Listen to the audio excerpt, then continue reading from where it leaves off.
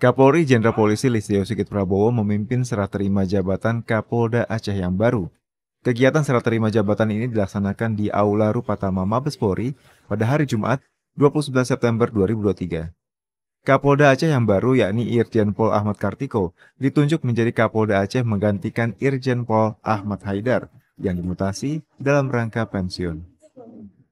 Demi Allah saya bersumpah Demi Allah saya bersumpah bahwa saya akan setia kepada Negara Kesatuan Republik Indonesia kepada Negara Kesatuan Republik Indonesia yang berdasarkan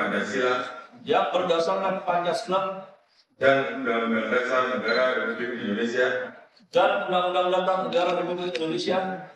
1945 tahun 1945 serta akan menjalankan segala peraturan perundang-undangan dengan seluruh-seluruhnya demi dharma bakti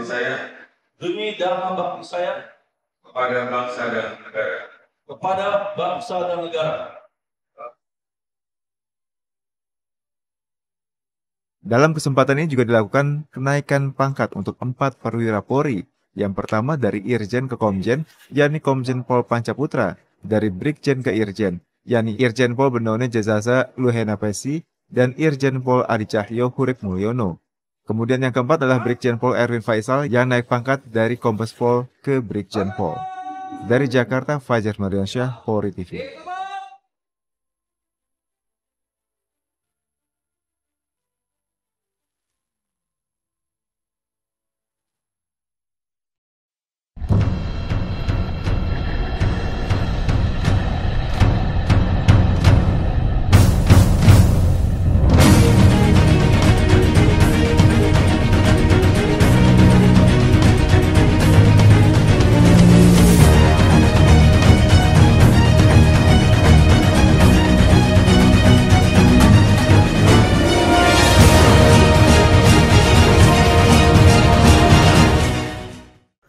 Assalamualaikum warahmatullahi wabarakatuh.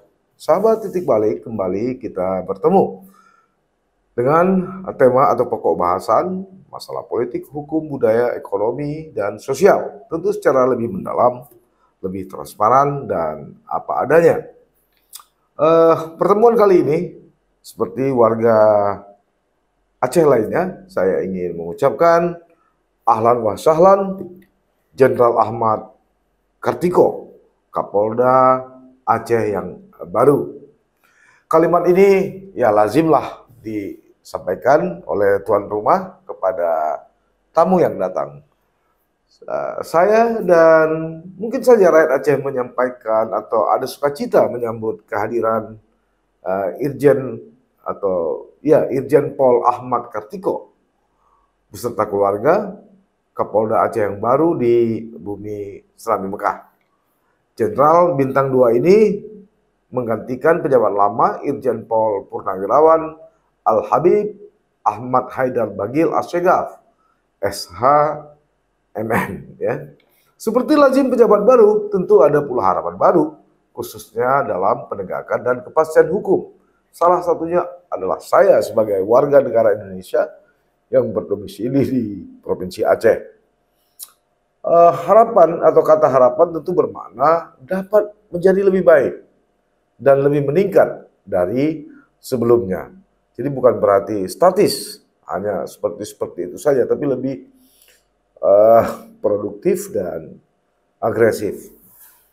Jenderal Ahmad Kartiko yang terhormat, melalui channel media sosial ini, channel YouTube ini, izinkan saya melaporkan bahwa sepeninggalan Habaib Ahmad Haidar masih terdapat sejumlah kasus yang belum tuntas alias mangkrak di Aceh, terutama kasus-kasus korupsi. Kecuali itu memang ini seiring dengan tahun demokrasi yang akan berhadapan dengan kontestasi 5 tahunan, yaitu Pileg dan Pilpres serta Pilkada.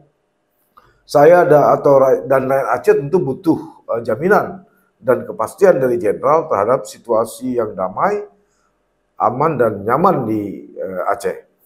Soal kasus korupsi yang boleh disebut jumbo, katakanlah seperti kasus yang melilit oknum pejabat serta elit politisi di Tanah Rencong, khususnya DPR Aceh.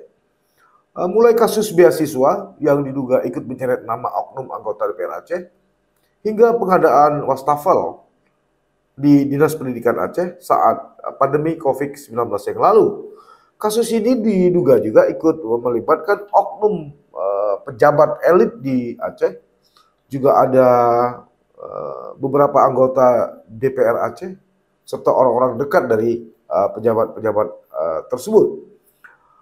Karena bukan kasus pahe atau paket hemat, makanya berbagai elemen rakyat Aceh, khususnya pegiat LSM anti korupsi dan media pers, tetap menjatuhkan harapan baru kepada jenderal untuk dapat menyelesaikan kasus-kasus ini hingga tuntas.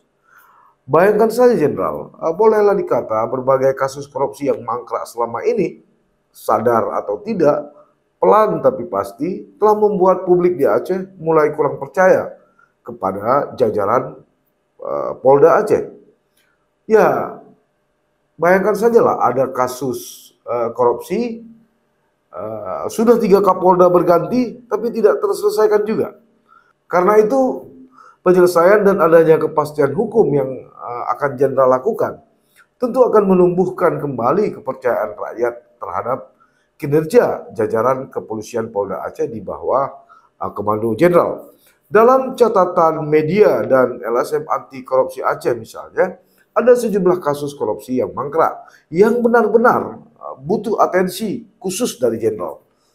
Pertama, kasus beasiswa misalnya, kasus korupsi itu sudah 3 Kapolda berganti tapi belum juga terungkap siapa aktor di balik semua ini dan harus diseret ke meja hijau atau di depan hukum. Tapi itu belum kelihatan sampai hari ini. Kedua, kasus ada juga kasus di Biren, yaitu soal pembangunan saluran penanggulangan banjir yang hingga kini belum ada kejelasan. Sementara BPKP telah melakukan audit kerugian atas permintaan penyidik. Ada juga kasus irigasi di Kuta Makmur, Kabupaten Aceh Utara. Pembangunan penanggulangan saluran banjir ini sempat ditangani Kejari Aceh Utara, tapi terhenti tanpa ada alasan hukum yang jelas dan transparan. Kemudian kasus ini diambil alih oleh penyidik Polda Aceh, tapi lagi-lagi setali 3 uang. Hingga kini belum ada kejelasan. Disusul pula seperti yang saya katakan tadi, kasus wastafel dalam rangka pencegahan COVID-19 yang lalu, sampai saat ini tidak ada yang tersentuh hukum kecuali dari 3 ASN. Menjadi aneh kasus ini. Dalam sebuah rangkaian dugaan anti korupsi yang besar itu, kok hanya 3? Lagi-lagi pertanyaannya, aktor intelektualnya itu tidak tersentuh.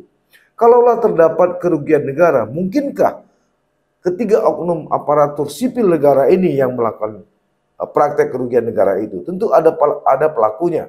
Tapi lagi-lagi perencanaan, pengawasan, serta siapa yang menjadi aktor intelektualnya belum diungkap secara tuntas. Kemudian ada juga kasus robohnya pembangunan rumah sakit di Takengon, Aceh Tengah. Sementara itu sudah ada 5 tersangka, tetapi penyelesaian secara utuh menjadi penting, sehingga semua yang terlibat wajib ditetapkan sebagai tersangka dan ditahan. Belum lagi kasus gedung BMCC di Kabupaten Benar Meriah. Gedung ini sebenarnya awalnya akan digunakan untuk musyawarah tilawatil Quran tingkat provinsi di Kabupaten Benar Meriah. Tapi kemudian sampai MTQ itu selesai, gedung tersebut juga sampai sekarang masih mangkrak. Kemudian ada juga kasus jalan Oregon di Takengon, Kabupaten Aceh Tengah. Kemudian pembangunan rumah sakit Yuladin Awai di Tebak Tuan, Kabupaten Aceh Selatan. Kemudian pengadaan bebek di Kabupaten Aceh Tenggara. Pembangunan jalan di Kabupaten Semelu. Kemudian kasus pengadaan sapi Bali. Kasus pengadaan sapi di Kota Luxmawe. Aktor intelektualnya juga tidak tersentuh. Kemudian kasus pembangunan batu tebing dan jalan di Balohan Sabang, kemudian kasus pembangunan embung di Aceh Besar. Ada lagi kasus pengadaan tanah pasar di Aceh Tenggara, kemudian kasus proyek spam IKK air bersih di Aceh Tenggara, kemudian juga proses pembangunan bronjong tepi sungai pasca banjir bandang di Aceh Tenggara, lagi-lagi hingga kini belum juga terungkap tuntas, termasuk kasus rumah singgah untuk ibu melahirkan juga di Aceh Tenggara. Tidak hanya itu, Jenderal Ahmad Tirto yang terhormat, yang tak kalah mengerikan dan mengancam masa depan generasi muda Aceh adalah pasokan dan peredaran narkoba jenis sabu-sabu yang semakin menggila dan booming di Aceh. Aceh tidak lagi sebagai tempat transit, tapi sudah bergerak maju sebagai wilayah pemasok barang haram ini dari luar negeri untuk kemudian didistribusikan secara masif di seluruh Indonesia. Karena itu, Jenderal, pengawasan terhadap internal jajaran Polda Aceh juga tak bisa dilihat sebelah mata, tapi harus benar-benar total. Sebab ada sasus dari para bandar, mereka pun kerap bisa bermain mata dengan oknum yang ada di sana. Terkait terapi kepada pelaku, baik itu pengedar maupun pengguna, saya kira nasibnya juga sekali tiga uang lah. Tidak bisa lagi ditangani dengan cara-cara yang normal, tapi butuh tindakan yang lebih terukur dan agresif. Bagaimana caranya? Tentu Jenderal lebih tahu dan paham daripada saya. Yang saya dan rakyat Aceh mau, Jenderal, hukum wajib ditegakkan tanpa pandang bulu. Lantas, masihkah harapan dan kepercayaan tadi bisa saya dan kami gantungkan kepada Anda? Tentu kami tunggu, Jenderal, sebab waktu tak pernah bisa berdusta dan berbohong. Selamat bertugas, Jenderal, selalu dalam lindungan Allah Subhanahu wa Ta'ala, sehat dan sukses. Sampai ketemu. Assalamualaikum warahmatullahi wabarakatuh. Jangan lupa like, komen, dan subscribe. Serta aktifkan lonceng notifikasi.